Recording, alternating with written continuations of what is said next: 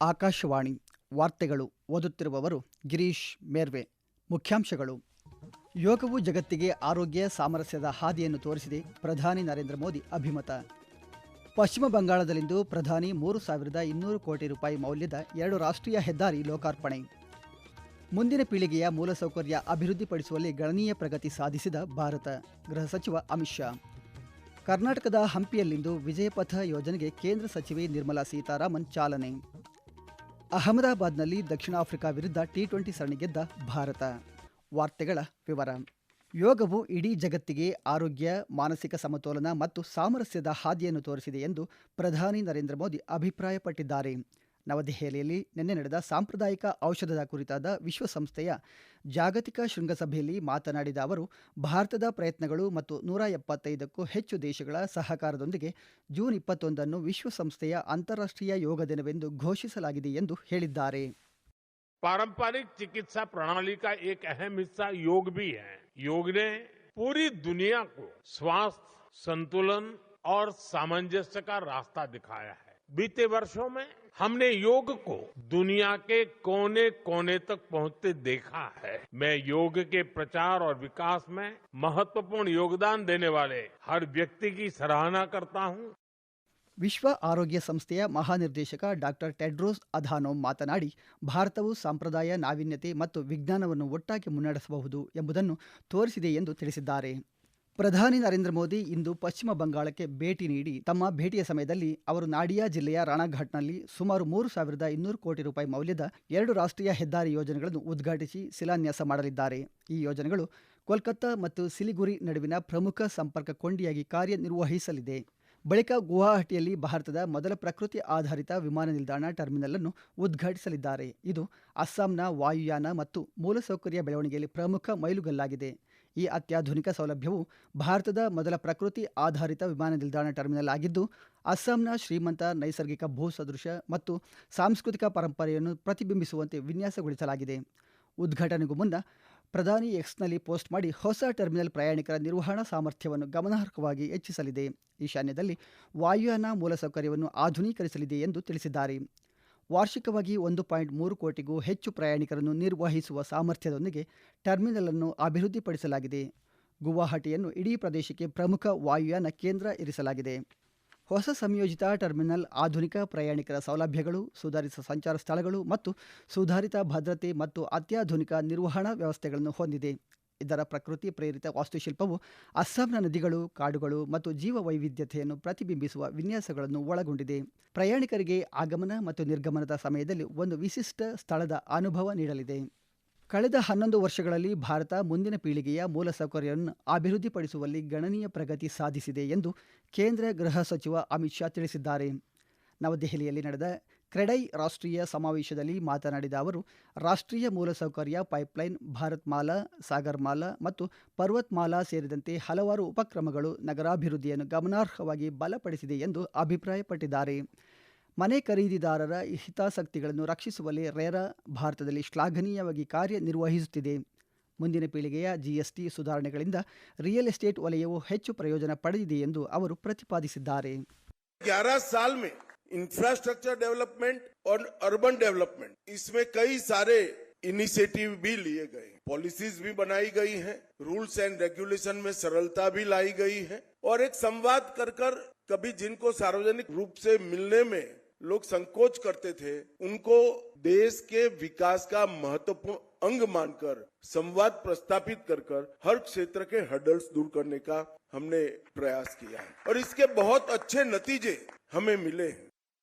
ಕೇಂದ್ರ ಹಣಕಾಸು ಸಚಿವೆ ನಿರ್ಮಲಾ ಸೀತಾರಾಮನ್ ರಾಜ್ಯ ಪ್ರವಾಸ ಕೈಗೊಂಡಿದ್ದು, ಇಂದು ಅವರು ಹಂಪಿಯಲ್ಲಿ ವಿಜಯಪಥ ಯೋಜನೆಗೆ ಚಾಲನೆ ನೀಡಲಿದ್ದಾರೆ. ಬಳಿಕ ಅವರು ಚಿಂತನಾ ಶಿಬಿರದಲ್ಲಿ ಭಾಗವಹಿಸಲಿದ್ದಾರೆ. ಕಮಲಾಪುರದ ಪ್ರಾಥಮಿಕ ಆರೋಗ್ಯ ಕೇಂದ್ರದಲ್ಲಿ ನಾಳೆ ಬೆಳಗ್ಗೆ ರಾಷ್ಟ್ರೀಯ ಪಲ್ಸ್ ಪೋಲಿಯೋ ಲಸಿಕಾ ಅಭಿಯಾನಕ್ಕೆ ಚಾಲನೆ ನೀಡಲಿದ್ದಾರೆ. ಈ ವಾರ್ತೆಗಳನ್ನು ಆಕಾಶವಾಣಿಯಿಂದ ಕೇಳುತ್ತಿದ್ದೀರಿ.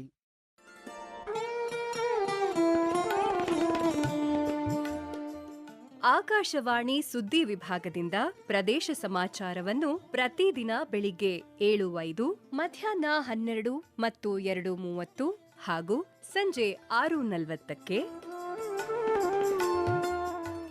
ರಾಷ್ಟ್ರೀಯ ವಾರ್ತೆಗಳನ್ನು ಬೆಳಿಗ್ಗೆ 7:35, ಮಧ್ಯಾಹ್ನ 1:10 ಹಾಗೂ ಸಂಜೆ 7:35ಕ್ಕೆ ಪ್ರಸಾರ ಮಾಡಲಾಗುತ್ತದೆ. ಈ ಎಲ್ಲಾ ವಾರ್ತೆಗಳನ್ನು ನಮ್ಮ ಯೂಟ್ಯೂಬ್ ಖಾತೆ ಆಕಾಶವಾಣಿ ನ್ಯೂಸ್ ಕನ್ನಡ, ಫೇಸ್ಬುಕ್ ಖಾತೆ ಆಕಾಶವಾಣಿ ವಾರ್ತೆ ಕನ್ನಡ ಇದರಲ್ಲಿ ಆಲಿಸಬಹುದು. ನಿಖರ ಮತ್ತು ವಿಶ್ವಾಸಾರ್ಹ ಸುದ್ದಿಗಳಿಗಾಗಿ ಕೇಳಿ ಆಕಾಶವಾಣಿ ವಾರ್ತೆ.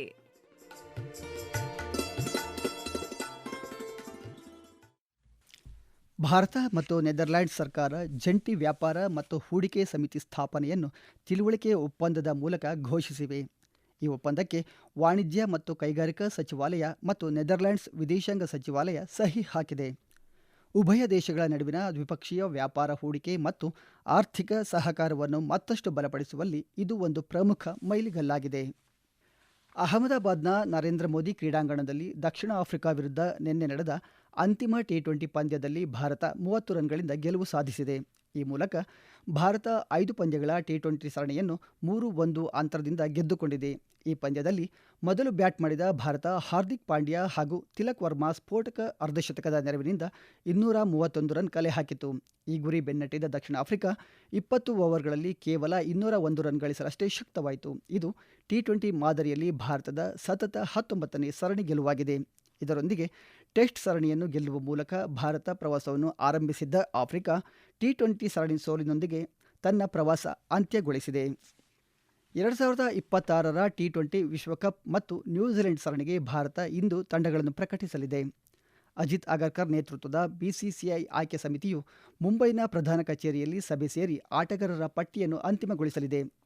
ಮುಂದಿನ ತಿಂಗಳು ನ್ಯೂಜಿಲೆಂಡ್ ವಿರುದ್ಧ ತವರಿನಲ್ಲಿ ನಡೆಯಲಿರುವ 3 ಏಕದಿನ ಮತ್ತು 5 ಟಿ20 ಪಂದ್ಯಗಳನ್ನು ಒಳಗೊಂಡ ವೈಟ್ ಬಾಲ್ ಸರಣಿಗೆ ಆಯ್ಕೆ ಸಮಿತಿಯು ತಂಡವನ್ನು ಅಂತಿಮಗೊಳಿಸಲಿದೆ. ಫೆಬ್ರವರಿಯಿಂದ ಪ್ರಾರಂಭವಾಗುವ ಟಿ20 ವಿಶ್ವಕಪ್ಗೆ ಮೊದಲು ಭಾರತವು ಜನವರಿ 11ರಿಂದ 31ರವರೆಗೆ 3 ಏಕದಿನ ಮತ್ತು 5 ಟಿ20 ಪಂದ್ಯಗಳನ್ನು ಆಡಲಿದೆ. ಚೀನಾದ ಹ್ಯಾಂಗ್ಝೌನಲ್ಲಿ ನಡೆಯಲಿರುವ BWF ವರ್ಲ್ಡ್ ಟೂರ್ ಬ್ಯಾಡ್ಮಿಂಟನ್ ಸೆಮಿಫೈನಲ್ನಲ್ಲಿಂದು ಭಾರತ ಸಾತ್ವಿಕ್ ಸಾಯಿರಾಜ್ ರಾಂಕಿರೆಡ್ಡಿ ಮತ್ತು ಚಿರಾಗ್ ಶೆಟ್ಟಿ ಚೀನಾದ ಲಿಯಾಂಗ್ ವಿ ಕೆಂಗ್ ಮತ್ತು ವಾಂಗ್ ಚಾಂಗ್ ಅವರನ್ನು ಎದುರಿಸಲಿದ್ದಾರೆ. 3ನೇ ಶ್ರೇಯಾಂಕಿತ ಸಾತ್ವಿಕ್ ಮತ್ತು ಚಿರಾಗ್ ಜೋಡಿ ನಿನ್ನೆ ನಡೆದ ಬಿ ಗುಂಪಿನ ಪಂದ್ಯದಲ್ಲಿ ಅಗ್ರಸ್ಥಾನ ಪಡೆದು ಸೆಮಿಫೈನಲ್ ತಲುಪಿದ ಭಾರತೀಯ ಪುರುಷರ ಡಬಲ್ಸ್ ಜೋಡಿ ಎಂಬ ಹೆಗ್ಗಳಿಕೆಗೆ ಪಾತ್ರರಾಗಿದ್ದಾರೆ. ಸಿರಿಯಾದಲ್ಲಿ ಅಮೆರಿಕದ ಪಡೆಗಳು ನಡೆದ ದಾಳಿಗೆ ಪ್ರತಿಯಾಗಿ ಇಸ್ಲಾಮಿಕ್ ಸ್ಟೇಟ್ ಗುಂಪಿನ ವಿರುದ್ಧ ಅಮೆರಿಕ ದಾಳಿ ನಡೆಸಿದೆ. ಯುದ್ಧ ವಿಮಾನಗಳು, ಹೆಲಿಕಾಪ್ಟರ್ಗಳ ಮೂಲಕ ದಾಳಿ ನಡೆಸಿರುವ ಅಮೆರಿಕ ಪ್ರಮುಖ ಶಸ್ತ್ರಾಸ್ತ್ರ ತಾಣಗಳನ್ನು ನಿರ್ಮೂಲನೆ ಮಾಡುವ ಗುರಿ ಹೊಂದಿದೆ. ದಾಳಿಯಲ್ಲಿ ಜೋರ್ಡಾನ್ ಯುದ್ಧ ವಿಮಾನಗಳು ಭಾಗಿಯಾಗಿದ್ದವು. ಈ ಹಿಂದೆ ಇಸ್ಲಾಮಿಕ್ ಸ್ಟೇಟ್ ನಡೆಸಿದ ದಾಳಿಯಲ್ಲಿ 2 ಅಮೆರಿಕಾದ ಸೈನಿಕರು ಮತ್ತು 2 ನಾಗರಿಕರು ಸಾವನ್ನಪ್ಪಿದ್ದರು. ಈ ಕುರಿತಂತೆ ಸಾಮಾಜಿಕ ಜಾಲತಾಣದಲ್ಲಿ ಪೋಸ್ಟ್ ಮಾಡಿರುವ ಅಮೆರಿಕ ಅಧ್ಯಕ್ಷ ಡೊನಾಲ್ಡ್ ಟ್ರಂಪ್ ಅಮೆರಿಕನ್ನರ ಮೇಲೆ ಭವಿಷ್ಯದಲ್ಲಿ ಯಾವುದೇ ದಾಳಿ ನಡೆಸದಂತೆ ಎಚ್ಚರಿಕೆ ನೀಡಿದ್ದಾರೆ. ಭಾರತವು ಪೋಲಿಯೋ ಮುಕ್ತ ರಾಷ್ಟ್ರವಾಗಿ 14 ವರ್ಷ ಕಳೆದಿದೆ. ಇದು ಒಂದು ಮಹತ್ತರ ಸಾಧನೆಯಾಗಿದ್ದರೂ ಇತ್ತೀಚಿನ ದಿನಗಳಲ್ಲಿ ಭಾರತದ ನೆರೆಯ ರಾಷ್ಟ್ರಗಳಲ್ಲಿ ವೈಲ್ಡ್ ಪೋಲಿಯೋ ವೈರಸ್ ಸಂಭಾವ್ಯ ಹರಡುವಿಕೆಯು ಇಂದಿಗೂ ಜಗತ್ತಿನಾದ್ಯಂತ ಹಾಗೂ ಭಾರತದ ಮಕ್ಕಳನ್ನು ಅಪಾಯದಂಚಿನಲ್ಲಿರಿಸಿದೆ.